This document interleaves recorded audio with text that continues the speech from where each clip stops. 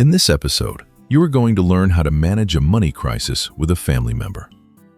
A lady, age 44, gave her brother $50,000. Not a loan, not a contract, not a payment plan. She just gave it. Because he was family.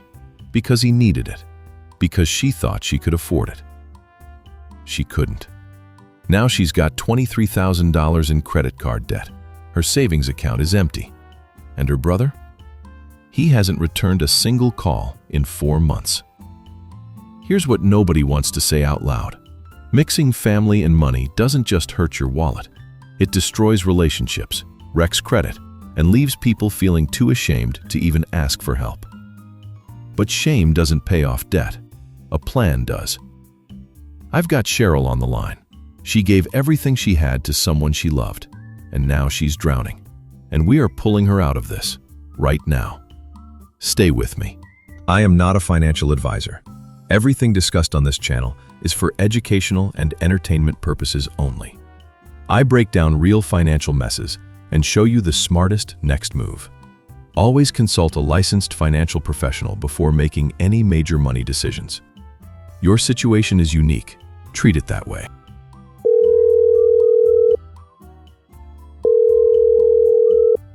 You're live with Mike. What's going on? Hey, Mike. I've been going back and forth about calling for like 2 months. I almost hung up just now, honestly. I'm glad you didn't. What's happening, Cheryl? Okay, so 3 years ago, my younger brother came to me in a really bad place. He had a failing business, he was behind on rent, his marriage was falling apart. He needed money badly. And I had just gotten a really good bonus at work and I had savings built up. So I gave him $50,000. You gave it? Not loaned it? I mean, in my head it was a loan, but we never put anything in writing. He said he'd pay me back within 2 years, and I believed him, Mike. He's my brother. I didn't want to make it weird with paperwork and contracts. And the money, has any of it come back? No, not a dollar.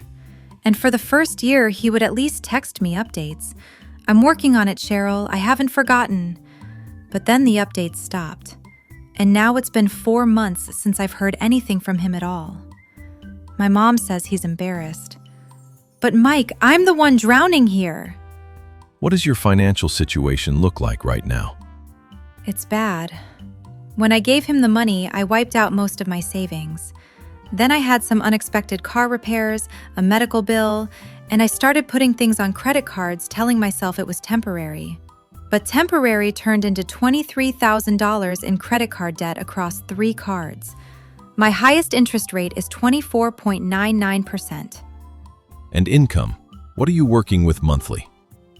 I bring home about $5,200 a month. I'm a marketing manager. But after rent, my car, utilities, groceries, and the minimum payments on these cards, I have maybe $300 left at the end of the month. Some months less. Okay, Cheryl. First thing I want to say, what you did for your brother came from a place of love. That is not something to be ashamed of. But love and financial boundaries are 2 completely different things. And right now, we need to talk about both. Let's build your way out of this.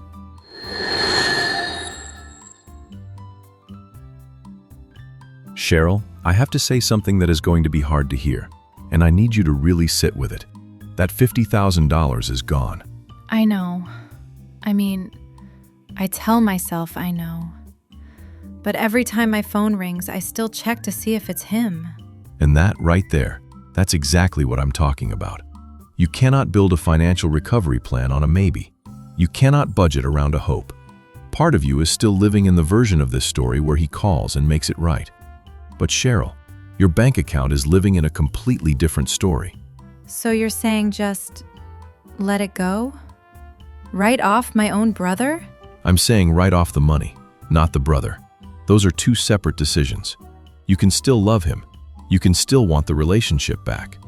But the moment you mentally separate the $50,000 from the relationship, that's the moment you stop being a victim of this situation and start being the person who fixes it. Okay, yeah, I hear you. Good. Because everything else we talk about today only works if you make that decision first. Let's keep moving.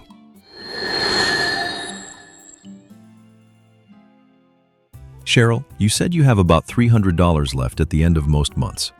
Walk me through where the money is actually going. Rent, car, what does that list look like? So rent is $1,450. Car payment is $380. Insurance on the car is another $140.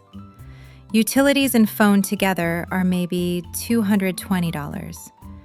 Groceries I spend probably $350 a month. I know that's high for one person, but I haven't really been paying attention. And then the minimum payments on the 3 credit cards together are about $580 a month.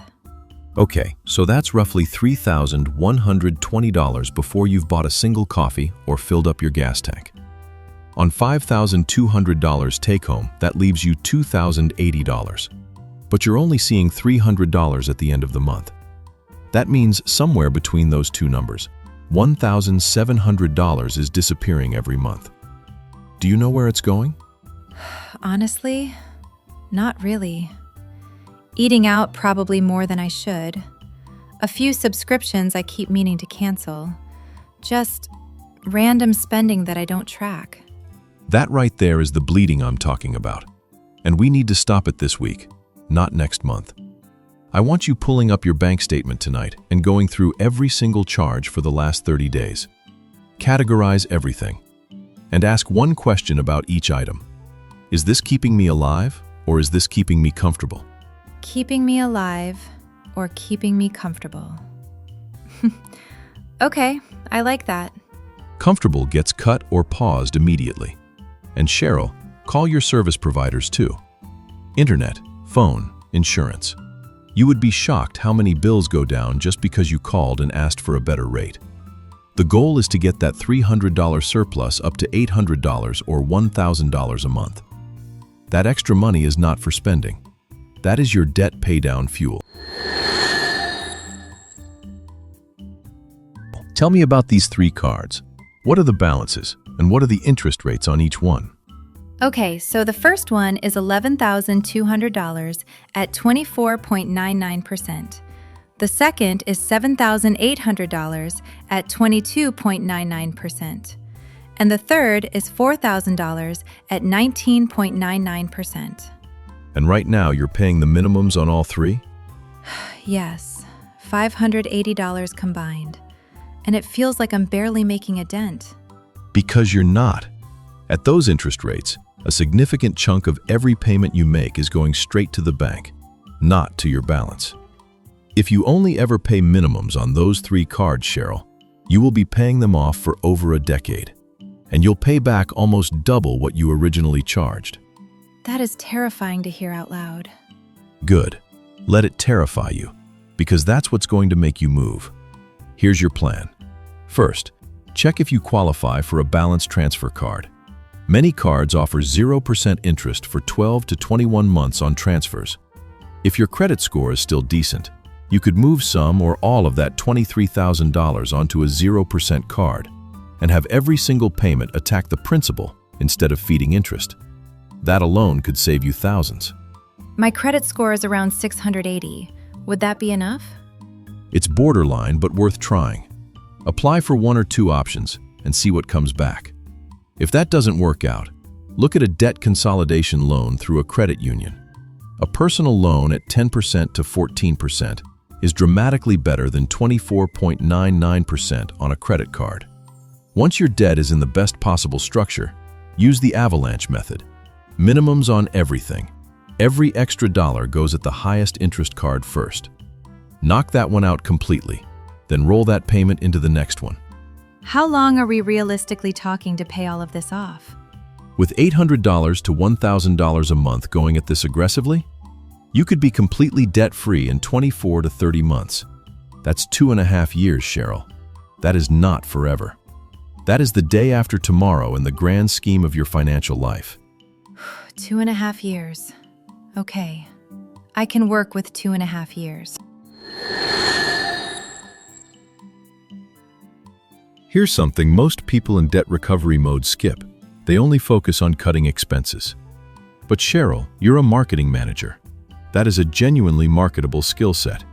Are you doing anything on the side right now to bring in extra income? No. I've thought about it, but I always talk myself out of it. I'm tired after work, and I don't even know where I'd start. I hear you, but let me reframe this. You don't need a second full-time job. You need one freelance client. Just one. Social media management, content writing, email campaigns. These are skills companies pay $500 to $2,000 a month for on a contract basis. One small client on the side, and suddenly you have an extra $500 hitting those credit cards every month. That shaves months off your payoff timeline. I actually do know a few small business owners who always complain about their social media. I've never offered to help them, but I could. That right there is your starting point. Send 3 messages this week. Not a formal pitch, just, hey, I'm taking on a couple of freelance clients. Would you be interested in talking? See what comes back. And while you're at it, when did you last have a salary conversation at your current job? 2 years ago, maybe? Book that meeting. You have been carrying a lot quietly. The least you can do is make sure you're being paid what you're worth while you do it. Cheryl, debt payoff is a math problem, and you can attack it from both sides. Reduce what goes out and increase what comes in. Most people only work one side. You're going to work both.